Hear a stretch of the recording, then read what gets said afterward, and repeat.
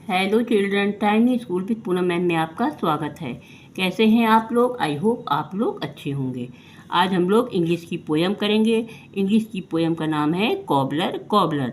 तो चलिए हम लोग पोयम को स्टार्ट करते हैं। Cobbler cobbler mend my shoes, get it done by 2:30। Stitch it up and stitch it down, then I will give you half a crown. चलिए एक बार लोग फिर से रिवाइज करेंगे। Cobbler cobbler mend my shoes, get it done by 2:30।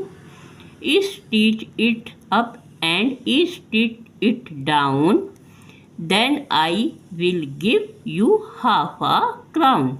Okay, thank you. अगर आपको मेरा वीडियो पसंद आया हो तो लाइक करें, सब्सक्राइब करें, शेयर करें। Thank you.